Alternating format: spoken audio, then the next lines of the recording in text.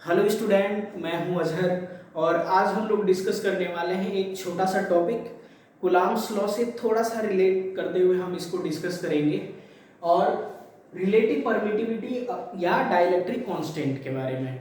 ठीक है, हम लोगों ने कूलाम्स लॉ डिस्कस किया था और कूलाम्स लॉ में जो के की वैल्यू थी के equal to 1/4 pi epsilon naught, तो जो हमने एप्सिलॉन नॉट इस्तेमाल किया था यहाँ पे उसे हम बोलते हैं परमिटिविटी ऑफ स्पेस, और कभी कभी हम उसे परमिटिविटी ऑफ एयर के टर्म में भी इस्तेमाल कर लेते हैं, क्योंकि परमिटिविटी ऑफ स्पेस और परमिटिविटी ऑफ एयर में कुछ ज़्यादा डिफरेंस नहीं है।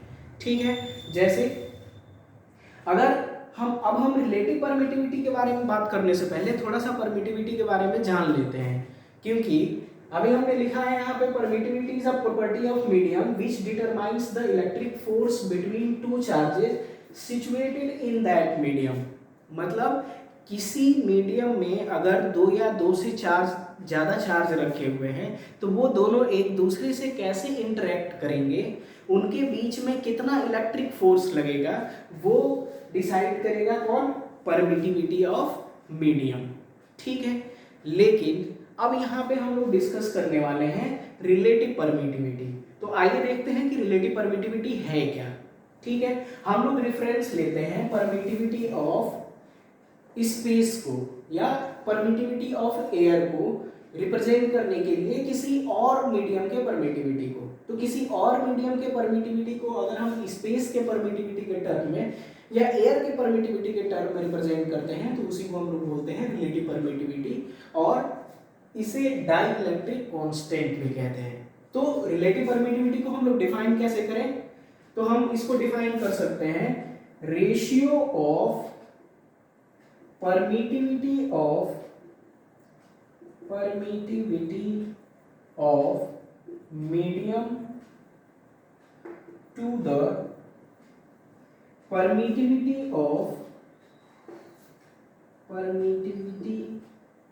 of space is defined as relative permittivity।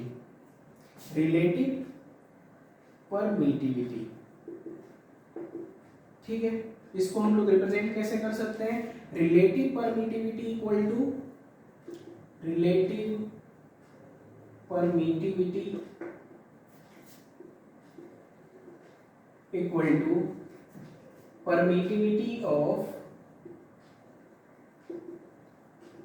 permittivity of medium to the permittivity of space।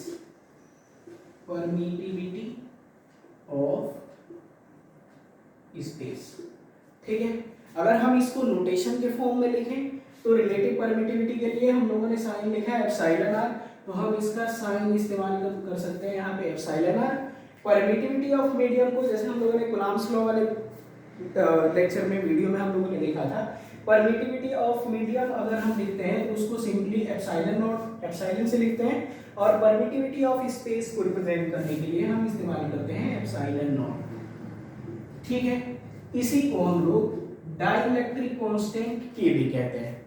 ठीक, अब इसको अगर हम इलेक्ट्रोस्टैटिक फोर्स के फॉर्म में अगर रिप्रेजेंट करना हो तो हम यहाँ कंसीडर कर लें कि दो चार्जेस हैं और ये एक मीडियम जो हम ले रहे हैं ये है स्पेस, इसकी परमिटिविटी है एप्सिलॉन नॉट, और मान लेते हैं इसमें एक चार्ज रखा हुआ है Q1 और एक चार्ज रखा है Q2, और इन दोनों के बीच का डिस्टेंस है r।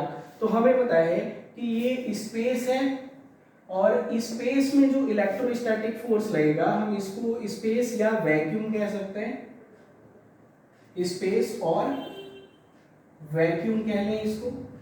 तो वैक्यूम में जो इलेक्ट्रोस्टैटिक फोर्स लगेगा हमें पता है, इसको हम लिख सकते हैं 1/4 पाई एप्सिलॉन नॉट और Q1 Q2 upon r square coulombs law से। ठीक है, अगर हम इस मीडियम को वैक्यूम को हटा के और यहाँ पे कोई और मीडियम इस्तेमाल कर लें जिसकी परमिटिविटी हो एप्सिलॉन, तो चलिए इसी चार्जेस को सेम डिस्टेंस पे हम लोग किसी दूसरे मीडियम में रखते हैं Q1 और Q2, इनके बीच का डिस्टेंस सेम r लेते हैं, same charges, placed at same distance, लेकिन हम यहाँ मीडियम को चेंज कर दे रहे हैं, हम यहाँ मीडियम की परमिटिविटी लिख रहे हैं एप्सिलॉन, और ये कोई और मीडियम है, कुछ भी हो सकता है, वाटर व्हाटएवर, ठीक है, एप्सिलॉन। तो इसके अंदर अगर हमें फोर्स लिखना हो, मीडियम के अंदर फोर्स, तो एफ मीडियम इक्वल टू लिख सकते हैं हम Q1 Q2 नहीं 1/4 पाई, लेकिन अब हम एप्सिलॉन नॉट इस्तेमाल नहीं करेंगे क्योंकि अब हमारा मीडियम चेंज हो गया है, ये कोई और मीडियम है जिसकी परमिटिविटी है एप्सिलॉन, ठीक है। तो केवल एप्सिलॉन लिखेंगे और यहाँ हो जाएगा Q1 Q2 अपॉन ये हो गया R², ठीक है।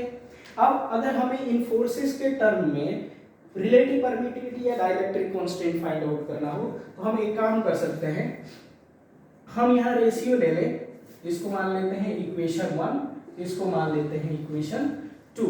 तो इक्वेशन 1 में इक्वेशन 2 से डिवाइड कर दें, ठीक है। हम यहाँ लिख लेते हैं इक्वेशन